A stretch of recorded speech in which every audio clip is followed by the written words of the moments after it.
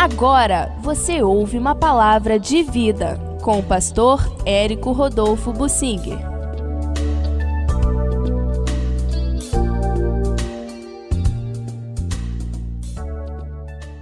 Às vezes, pessoas pensam que Deus é um democrata. Deus não tem compromisso com o povo. Deus amou o mundo, todas as pessoas do mundo, de uma maneira tão grande que deu o seu próprio filho para morrer no lugar de cada pessoa para propiciar a salvação.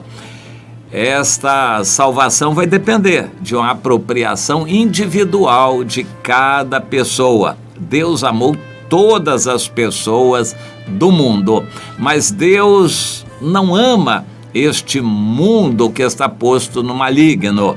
Vamos procurar entender essas expressões. Deus ama as pessoas do mundo, mas Ele não quer que nós amemos o mundo, nem o que há no mundo, porque tudo que há no mundo não é de Deus. Deus não tem compromisso com o povo, com o número de pessoas, com a democracia. O projeto de Deus, no início, com a criação do homem, foi contaminado pelo pecado. A partir daí, Deus começou com um projeto de seletividade. Ele passou a separar pessoas. Ele separou Adão e Eva daquele ambiente que fazia pecar. Ele separou o Noé. Deus separou o Abraão. E Deus foi separando, sempre separando. Através de Abraão, Deus separou uma parte da descendência de Abraão para abençoar todo o restante da sua descendência. Através do povo de Israel, Deus quer abençoar todas as nações da terra. E a separação, esse projeto de seletividade de Deus, atingiu o Evangelho. Através do Evangelho, no Novo Testamento, Deus está separando um povo exclusivamente seu, que seja zeloso de boas obras. Tito 2,14. O projeto de Deus, então, é separar do mundo um povo, para este povo abençoar o mundo. É interessante isto. Deus nos quer como sal para essa terra e luz para o mundo, mas só vamos poder ser sal e luz se nós nos santificarmos, se nós nos separarmos. Há pessoas e muitos crentes que estão enrolados com um problema. Eles querem a bênção de Deus para a família, eles querem salvar os membros da família, e por isso eles se misturam com a família, eles se tornam coniventes com os pecados da família e não conseguem resultado nenhum.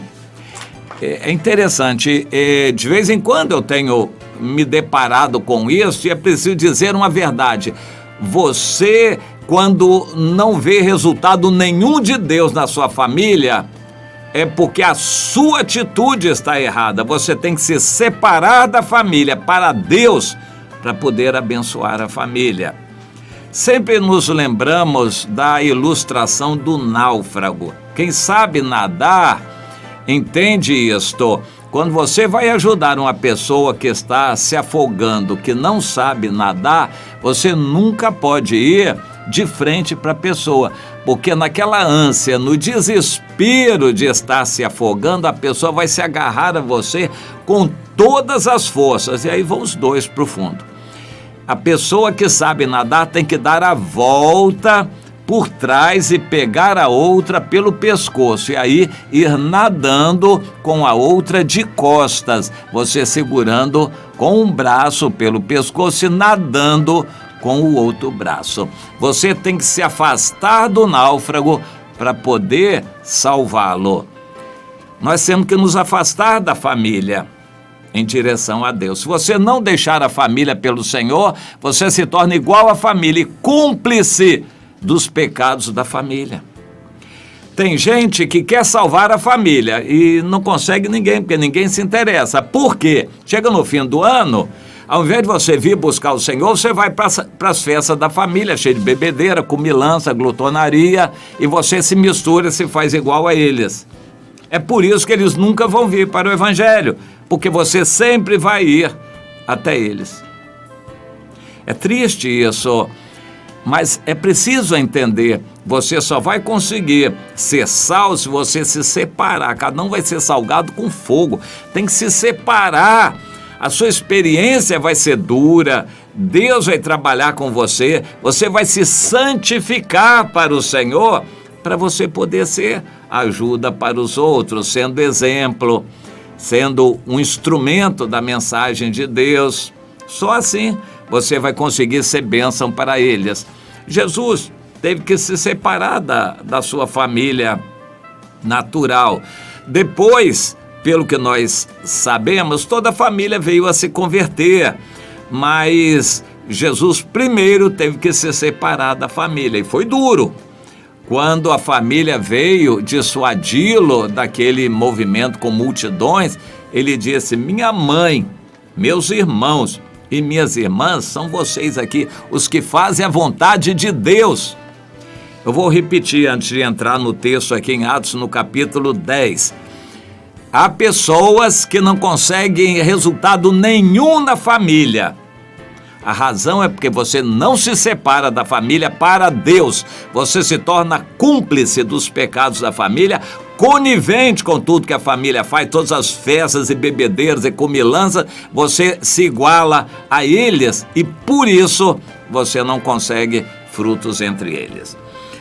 Em Atos, no capítulo 10, nós encontramos o Pedro, nosso irmão Pedro, que tinha uma ideia errônea de separação, uma ideia farisaica, de ascetismo, uma separação física. O judeu se tinha como muito importante, melhor do que os outros, e por isso ele não podia se misturar com os outros. Isso era simplesmente terrível. Deus deu uma visão para o Pedro, depois mandou que ele fosse para a casa do Cornélio. Quando ele foi, ele se deparou com uma situação difícil. Ele tinha que enfrentar os paradigmas que ele tinha na cabeça, os estereótipos que o farisaísmo tinha gerado. O Pedro tinha que enfrentar aqueles preconceitos todos. Por isso Deus falou: meu servo, quando Deus separa alguém, quando Deus chama alguém, pode ser em qualquer lugar. Deus não faz acepção de pessoas. Aí o Pedro, depois de muita experiência dura e de exemplo maravilhoso do Cornélio, Pedro foi e quando viu aquela gente toda, ele começou a pregar a palavra. E mais ou menos ele disse o seguinte: vocês conhecem a palavra que está divulgada por toda a Judéia, como Deus ungiu a Jesus de Nazaré, que andou por toda parte, curando, pregando. Nós somos testemunhas disso e todos aqueles que andaram com ele. Pois é, a este mataram, crucificaram, levaram para a cruz, mas Deus o ressuscitou e deu que ele, vivo, ressurreto, pudesse aparecer a seus discípulos, a nós que comemos e bebemos com ele, mas não ao povo todo, somente às testemunhas que estavam anteriormente escolhidas por Deus. Isto em Atos, no capítulo 10, por palavras do apóstolo Pedro. Mas em 1 Coríntios 15, o apóstolo Paulo diz que Jesus ressuscitou, apareceu a Maria Madalena, a Pedro, algum outro apóstolo, depois apareceu a Tiago, irmão carnal dele, de Jesus, apareceu a mais de 500 pessoas lá na Galileia, por fim apareceu a ele, Paulo, também. Jesus não apareceu ao povo, Jesus não se revelou de público, mas somente àqueles que tinham sido escolhidos por ele. O evangelho, em resumo, é mais ou menos o seguinte: é pregar para todos, para saber os que vão crer. Existe um monte de mistério atrás disso. Quem vai crer, quem não vai crer. Predestinado, é influência do Espírito Santo. E a pessoa por si só não tem fé, a fé vem pelo ouvir a palavra de Deus. Há muita oração prévia que Deus quer que seja feita para que alguém se converta. Há muita coisa na Bíblia por trás desse processo. Por que você prega, uns creem e outros não? Numa casa estarão divididos 2 contra 3, 3 contra 2. Alguns querem, outros não querem o Senhor. Você prega, uns creem, outros não creem. Tem muito mistério e muita teologia nisso aí, muita revelação da Bíblia, mas eu não quero entrar nesse detalhe. Eu sei o seguinte, você prega para muitos, alguns recebem a palavra e querem o Senhor. Aí começa um compromisso seu. Imediatamente, no dia seguinte, você tem que assumir esses que querem o Evangelho para você estudar a Bíblia com eles, discipular, ensinar a obedecer, ensinar a andar com Deus, ensinar a dar culto a Deus. Isso é imediatamente. Quando você prega o Evangelho, alguém crê, você se torna responsável diante de Deus por aquela pessoa. E você vai se dar àquela pessoa. Mas eu não tenho que me dar a todos também. Prioritariamente aquela pessoa que creu. Você prega para todos, não sabe quem vai crer, mas quando alguém crê, você se torna responsável por aquela pessoa que creu. E outra coisa, se ela se perder, você já vai ter culpa nesse processo diante de Deus. Não abandone aquela pessoa, se dedique imediatamente a ela. Você vai como que naqueles dias subsequentes largar o mundo, se separar das outras pessoas para se concentrar naquela ou naquelas que receberam a palavra através de você. Isto é discipulado que o Senhor manda, ordena para quem é dele. Existem muitos crentes na igreja que não fazem discípulo nenhum. Com toda certeza eu tenho dúvida da salvação deles. Com toda certeza eu tenho dúvida sobre a salvação dessas pessoas. Crentes que não dão fruto. Mas eu quero falar daqueles que são selecionados para receberem a palavra. Deus é seletivo, Ele vai dar toda a prioridade aos que são dele, que obedecem.